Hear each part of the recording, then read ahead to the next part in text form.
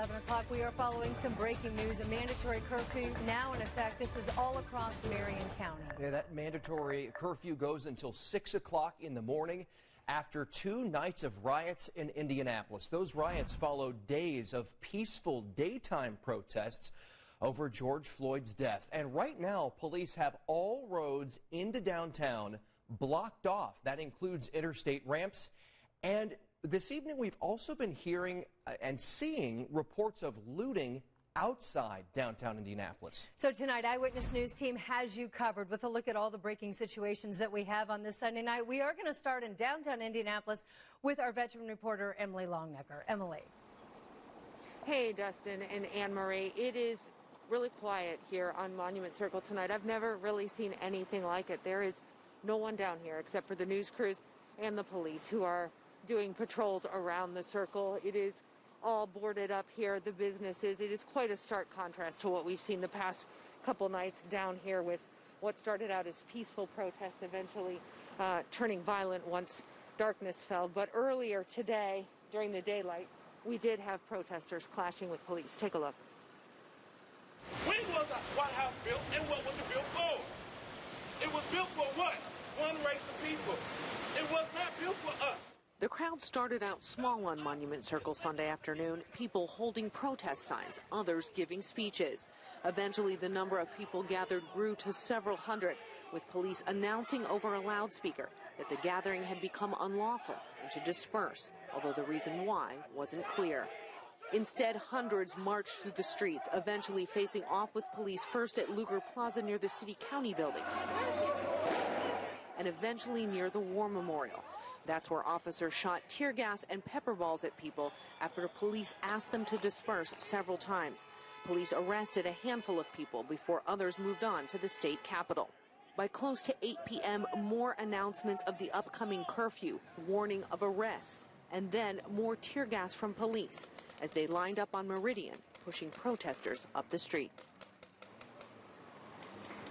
And we're going to go live now to my colleague Rich Nye, who's been out here all day as well. He's at Pennsylvania and New York. Rich, we saw that curfew go into effect at 8 o'clock tonight. Do you think it made the difference, at least downtown here anyway?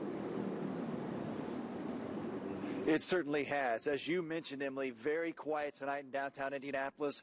This is sort of one of the north end access points into downtown that is being restricted access and where the curfew is being strictly enforced.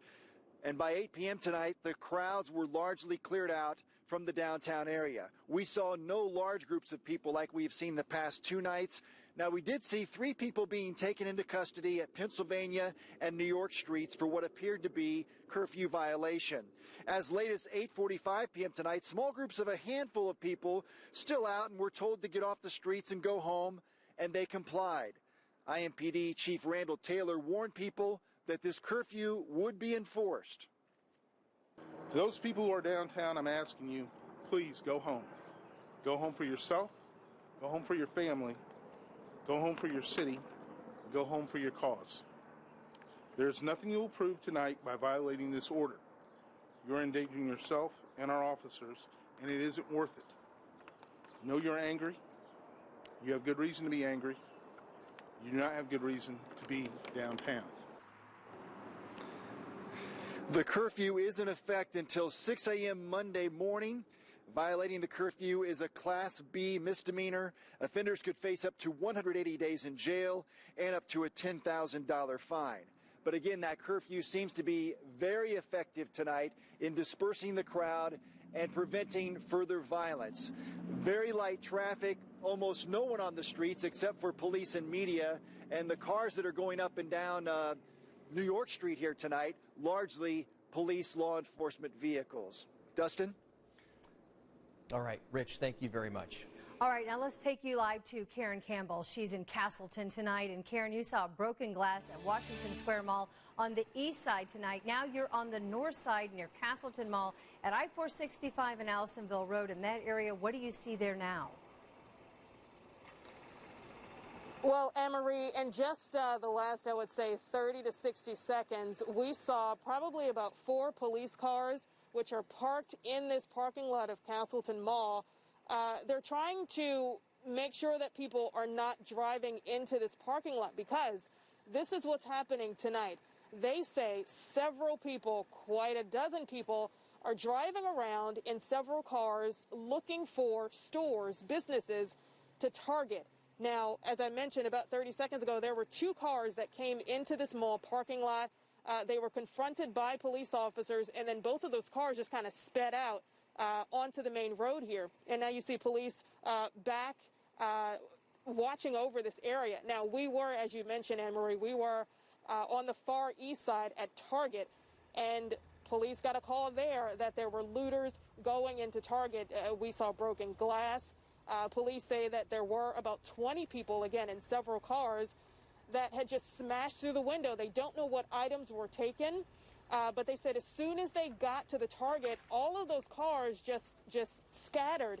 Now, one officer told me that those groups of people, they started at the Best Buy, then they drove around the mall and then came to Target, and this is the result of what you see. Now, that officer also told me that most people, they know what's going on in downtown Indy. They know that all routes in and out of the city have been blocked by police, and we've seen that today. That's why it's so quiet down there. So they think that these groups of people are going on the outskirts of the city looking again for those businesses to target. So they're going to keep their eyes and their ears peeled for the rest of the night. Anne-Marie? All right, Karen, and it is important to note that, that goes all the way up to the county line of the Marion County, Hamilton County line. The border is 96th Street, and you're roughly in the 82nd Street area. And when we think of Marion County and we think of Indianapolis, we think a lot further south. But now we're seeing out on the east side and then also a little disturbance there on the north side. We'll keep an eye on it. Thank you so much, and stay safe, Karen. Absolutely, and for the most part, it sounds like it has been quiet, which is what police certainly had hoped for. Want to let you know, just like the other past few days, we did see another very peaceful protest today. These were hundreds of people here, organized by faith leaders gathering at the State House lawn, demanding racial justice, and then they participated in this right here. This they called a die-in at the City Market downtown. And Governor Holcomb activated the National Guard today. We found them downtown at the American Legion Mall, the War Memorial, as well as Fountain Park. They were helping to protect state-owned properties in case there was any vandalism again overnight.